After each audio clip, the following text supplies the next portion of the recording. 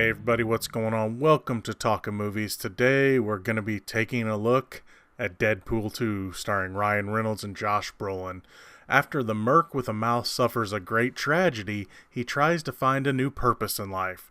So he finally joins the X-Men, which doesn't last very long, and he ends up in prison after committing murder, which leads him to having to protect a young mutant from a time-traveling soldier bent on revenge, which leads to Wade having to form a super-duper effing group known as X-Force, and then a lot more happens. Let me get my problems with this movie out of the way first, and then I'll explain kind of why they don't matter. Like the first movie, the plot is pretty simplistic. Deadpool has to learn that family and friends are important, and it's a movie about trust, love, and moving on. I also thought some of the characters didn't get enough to do in the movie, and some felt underused. And well, in some cases this works, and I can't really say which ones because it will kind of spoil some big moments in the movie. But in other cases, such as with Negasonic Teenage Warhead and some other established characters from the first movie, I would have liked the movie to have done a lot more with them. That being said, the movie is more focused on Deadpool and Cable's story, so it works. But you have these established characters, and they're there, and what they do is good, and you'll enjoy it. But you're gonna want more of some of those characters, and especially Negasonic Teenage Warhead, I really liked Brianna Hildebrandt's performance in the first movie, and though she gets some great moments in this movie, you're gonna want some more. But here's the thing. With those issues out of the way, they don't really matter. Because this is a Deadpool movie, and you know what you're coming in here for. You're coming into this movie for action and humor and maybe a little bit of heart. Well, you know what? That's what you get in this movie. This movie will give you some fantastic humor, some butt-kicking action, and some heart, and at times all the above, and it makes up for the movie's weaknesses. Here's the thing. You're going to hear this a lot in this review because I don't want to ruin things for people. I can't spoil things. I can't talk about a lot of things. You're going to hear that a lot in this review because if I said them, you'd be mad at me for giving it up when you went to see the movie. You'd be like, hey, why'd you tell me about that? So yeah, first of all, I can't spoil what gives this movie heart. Just go back and watch the first movie and think about what gave that movie heart, and you'll realize that this movie is similar in that aspect. I guess that's all I can really say. The action itself is ramped up from the first movie, and I thought part one had some fantastic action.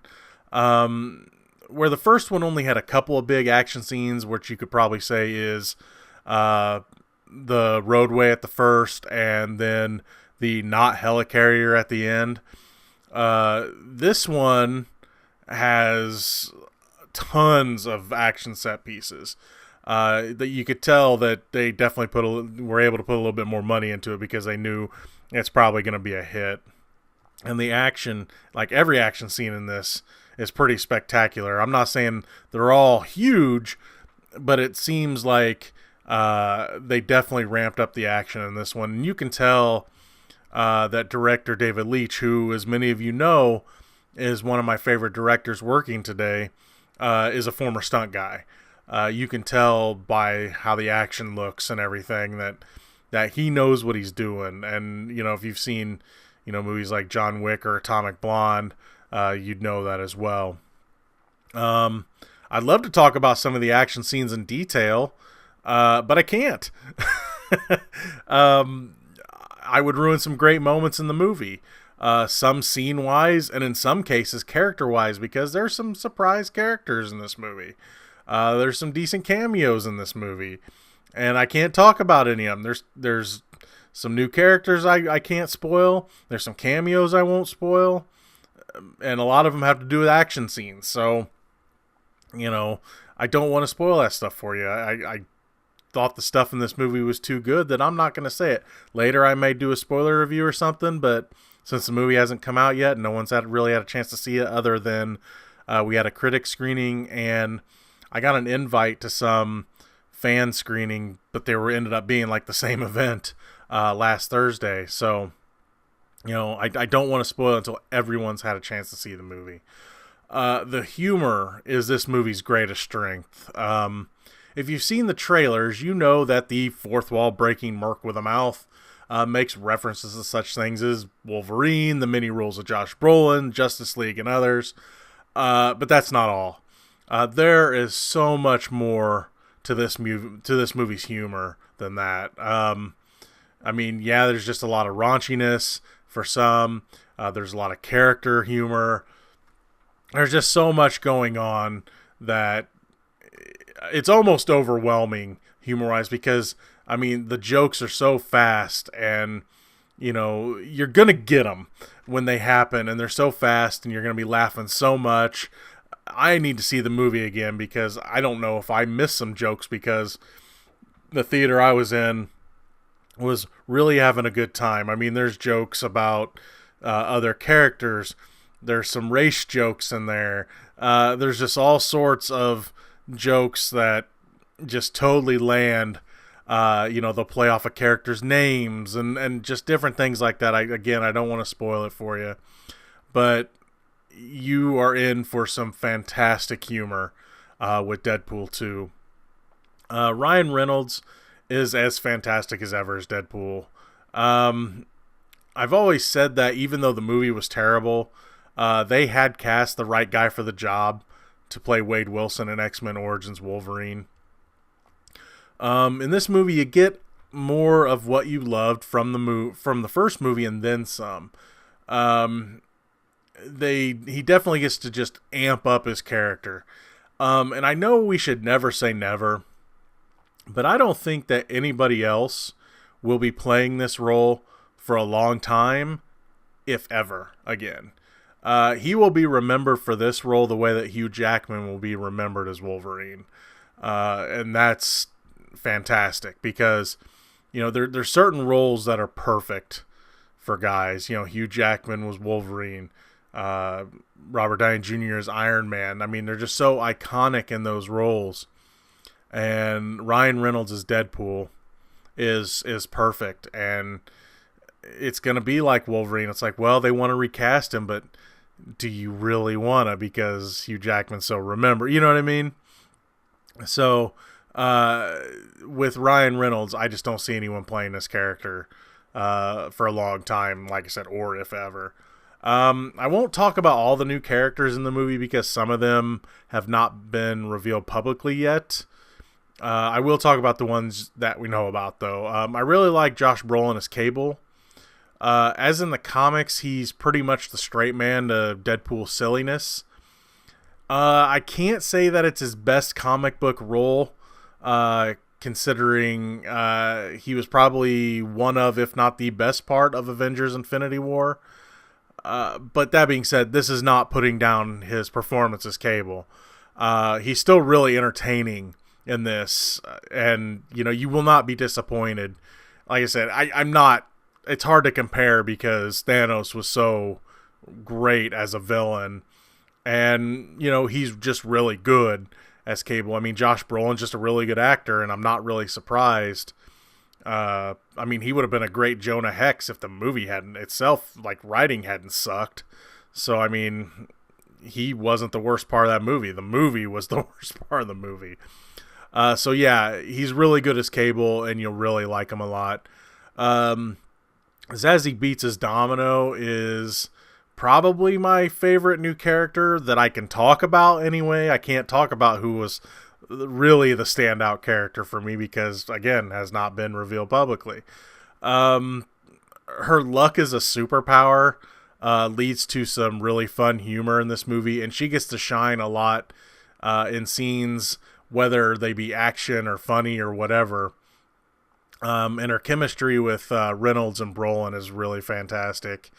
For the Opie Awards this year, I think I have an early front runner for Geno's Crush of the Year with Domino. I'll just leave it at that. Now let's talk about the movie's villains, or I guess I should say let's not talk about the movie's villains. While I can't talk about them without giving away major spoilers, man, this is getting old. But I can tell you this, that the SX Corporation, which was mentioned in X-Men Apocalypse, does show up in this movie. Now, whether or not they'll really tie that in to the X-Men universe, considering, we don't know if Disney's going to be owning X-Men or any of this stuff. Just remember this is a Deadpool movie. They can throw in whatever they want. But they do have the SX Corporation in this. I will say that the only thing I'm really going to say about the villains is this.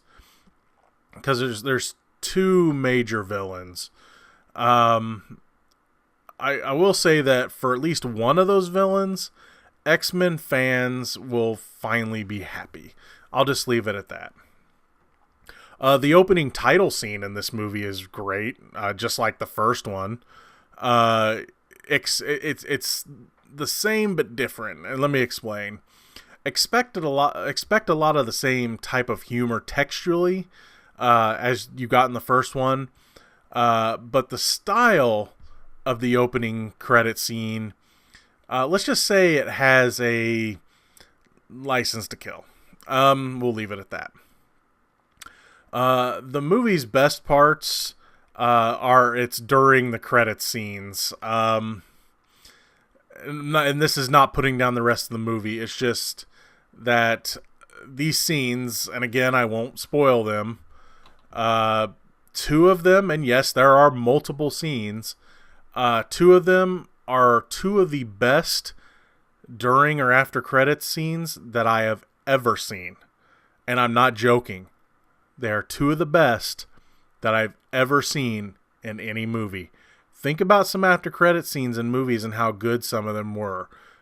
Things like Nick Fury showing up at the end of Iron Man, or any of the big ones you can think of. The two of these scenes are two of my favorites ever, and I'll just leave that at that. There was a scene cut, apparently, that played off a joke in the movie, but again, I can't talk about it because, again, it would ruin all of it for you, and you'd be mad at me. So after you see the movie, read up on what joke they left out, and you'll see, oh yeah, they did mention that during the movie. Maybe they'll add it back for the Blu-ray release. I hope they do, because it's honestly... I understand, I think, why they got rid of it. It might have been a little too edgy, but in the world of Deadpool, it would be funny.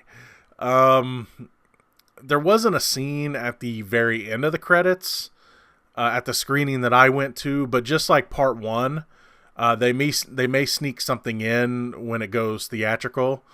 There was a silly song played at the end of the credits at my screening, so that might play into it. Or they may keep it the same. I don't know. I'm probably going to be seeing it again anyway. And probably when it comes out on Thursday, because I'm not even sure what all is coming out this weekend that I'll have anything else to review. I know I got some Netflix stuff to review, but I know that book club comes out, and that undercover dog show one, I can't remember the name of it, comes out. But I don't know if they're coming out around me. And I'm not going to travel to see either of them. So I'll probably be going to see Deadpool 2 again. So, when it comes out on Thursday, I'll probably check it out again and, see if they added something to the end of the credits. And like I said, either way, I just want to see it again. If you couldn't tell, I highly recommend this movie. Look, this movie is messy, when it comes to its story, and just, it just seems like, things just keep happening. It is a non-stop movie. There's a couple slower scenes, but for the most part, this movie is just, it goes and goes and goes. So it's messy, but in the Deadpool kind of way, and you kind of understand what I'm saying there. It's supposed to be chaotic, given the character.